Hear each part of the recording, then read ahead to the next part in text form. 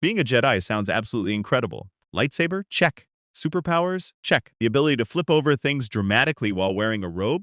Absolutely check. You basically become a real-life superhero, except cooler and with better posture. But here's the thing nobody tells you when you sign up. Almost every single famous Jedi in Star Wars history ended up dead. And not just dead, tragically, horribly, unfairly, painfully dead. Today we are going through all of them. Qui-Gon Jinn, Mace Windu, Obi-Wan Kenobi, Yoda, Ahsoka, Kanan, Luke Skywalker, and the big one, Anakin himself, every Jedi, every death, every reason it completely destroyed us emotionally. Stay until the end. Trust me, it gets so much worse before it gets better. Spoiler, it never really gets better. But first, can we just acknowledge something for a second? The Jedi Order had one job, peace and justice in the galaxy. Great mission, very noble. 10 out of 10 concept. But they also had a no attachment rule. No family, no relationships, no fun, just robes, meditation, and waiting to die heroically. And the dying heroically part, they were very good at that. Order 66 wiped out thousands of Jedi in roughly 20 minutes. 20 minutes. I have taken showers longer than that. If the Jedi Order was a business, their HR department would be in absolute shambles. But somehow the individual deaths are even more devastating than the overall numbers. So let us start from the very beginning. Qui-Gon Jinn, the cool Jedi. The one with actual opinions. The one who did not just follow the rules, he questioned them, challenged them, and trusted his gut over the council. He found Anakin Skywalker when nobody else was even looking. He believed in him completely. He was wise, calm, patient, and genuinely brilliant. And then he got stabbed in a hallway by Darth Maul. After winning the fight, he had Darth Maul on the back foot. He was about to win. And then a single door slid closed, separated him from Obi-Wan, and Darth Maul ran him through. One door. One sliding automatic door. That is what ended the life of the most important Jedi in the entire prequel era. And here is what makes it genuinely heartbreaking. Qui-Gon was the only one who actually understood Anakin, who could have guided him properly, who might have prevented the fall to the dark side and literally everything that came after. One door closed at the wrong time, and the entire galaxy paid the price for the next 40 years. Thanks a lot, door. Mace Windu, purple lightsaber, zero patience for nonsense. Absolute unit of a Jedi Master, this man created his own lightsaber combat style. He was so good at fighting that he incorporated the dark side's own aggression against it. He was arguably the most dangerous duelist the Jedi Order ever produced, and he proved it.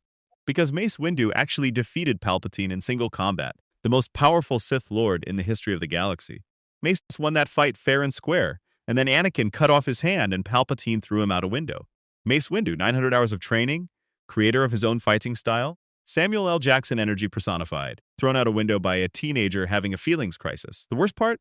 Mace was completely right about everything. Right about Palpatine, right about the danger, right about Anakin. He went to do the right thing and got betrayed by the very person he was trying to protect.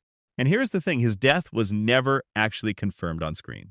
Which means, somewhere in the Star Wars galaxy, there is a one-handed Mace Windu who is absolutely furious and has been furious for decades. Honestly, good for him. Obi-Wan Kenobi, where do I even start? This man trained the Chosen One, who then became the galaxy's biggest supervillain. He survived the massacre of the entire Jedi Order. He defeated Anakin in the most emotionally devastating lightsaber duel ever recorded. He could not bring himself to finish it, so he left him burning on a lava bank and then cried about it. Then he spent 20 years as alone in a desert watching over someone else's kid. 20 in a desert. Alone. Watching, waiting, for nothing to happen every single day. And then he came back, got on a Death Star, found his former student, now a giant robot monster in a life support suit, and stepped in front of his lightsaber on purpose. Because he knew dying would inspire Luke more than surviving would. That is not a death. That is literally the most selfless thing anyone has ever done. Ever. In any story. Ever. Obi-Wan Kenobi spent his entire life sacrificing everything for everyone else. And his final act was sacrificing himself specifically, so it would be more useful than living. He deserved so much better than every single thing that happened to him, but somehow it gets even worse from here. Yoda, 900 years old. Grand Master of the entire Jedi Order, the wisest being in the galaxy by essentially universal agreement. Yoda's death is not violent. There is no battle, no dramatic final stand. He just lies down in his little swamp hut on Dagobah, tells Luke there is another Skywalker, and quietly fades away. Sounds peaceful, right? Now think about what Yoda actually lived through in those 900 years. He watched the Jedi Order he spent centuries building get completely destroyed in 20 minutes. He watched the Republic fall. He watched Anakin, a child he had serious doubts about and admitted those doubts way too late, become the single most destructive force in the galaxy.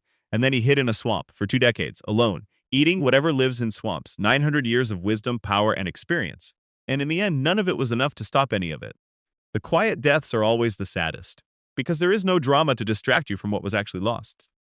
Ahsoka Tano. Technically, Ahsoka does not belong on a list of Jedi deaths, because she is not dead, and also because she left the Order, because the Order failed her. She was Anakin's Padawan, one of the most talented students the Jedi had ever seen. And then she got framed for a bombing she did not commit, put on trial by the very council she devoted her life to, almost executed.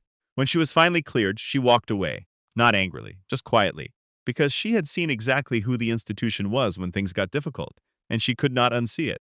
Then Order 66 happened, and she survived by faking her death and disappearing. Then she came face to face with Darth Vader, her former master, and refused to abandon him. Even then, Ahsoka's tragedy is not that she died. It is that she kept surviving a galaxy that kept taking everything from her, over and over and over again, and kept going anyway. That honestly requires a different kind of strength than dying does. Kanan Jarrus survived Order 66 as a teenager by running, spent years hiding what he was, slowly and reluctantly became a master, a leader, and a father figure to a kid named Ezra who needed one desperately.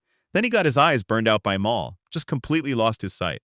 And then, instead of giving up, he learned to see through the Force, became more perceptive blind than most Jedi were with full vision, became more powerful than he was before. And then, in one of the most shocking moments in Star Wars animation, a show technically aimed at children, he held back an entire wall of fire with the Force long enough for everyone he loved to escape. He knew he was not walking away from that moment. He looked at Hera one last time, and then he was gone. Kanan survived everything, rebuilt himself completely from scratch, learned to fight without eyes, and became the father Ezra needed. And he died, making sure his family got out. You would think that is the most heartbreaking thing on this list. You would be wrong. Luke Skywalker, the hero, the farm boy, the son who redeemed his father, the man who looked at the most terrifying being in the galaxy and said, "I believe there is still good in you." And he was right. And then 30 years later, he tried to rebuild the Jedi Order, took on students, tried to start again.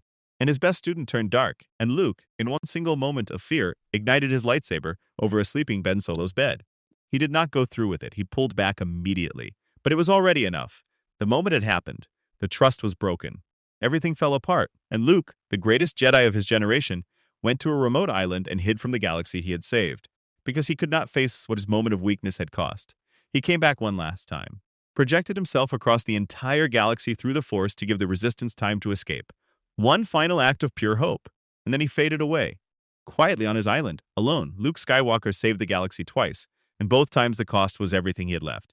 And finally, the one that started everything, Anakin Skywalker, the Chosen One, highest midi-chlorian count ever recorded, the most powerful Force user ever born, the one who was supposed to bring balance. He turned to the dark side to save the person he loved most. She died anyway. He burned alive on a volcanic planet, got put inside a machine that kept him alive and took away the last piece of himself that felt human.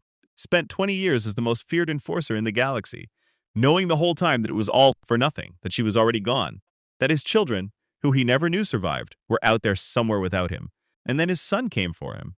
And instead of destroying him, he chose him. He picked up Palpatine and threw him into the core of the Death Star, and was destroyed by it. His last request was to look at Luke without the mask, to see his son with his own eyes, the real eyes, not the lenses of the helmet, just once. Before the end, the Chosen One, who lost everything, who broke everything, who in the very last breath of his life finally chose right. That is not a villain's ending. That is one of the most tragic stories ever told. So there you have it. Qui-Gon killed by one door. Mace defenestrated after winning. Obi-Wan dying on purpose because it would help more. Yoda fading away in a swamp after 9 centuries of watching everything collapse. Ahsoka surviving a galaxy that kept breaking her.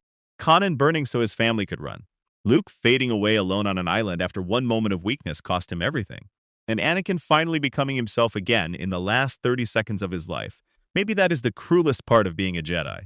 No matter how powerful, wise, or heroic they became, almost all of them paid a terrible price in the end. The Force gives, and the Force takes. And it takes considerably more than it gives. Drop a like if any of these hit harder than you expected. Subscribe to Beyond Masked. We find the tragedy in everyone. And comment below, which Jedi death hit you the hardest? Because mine still gets me every single time. See you in the next one.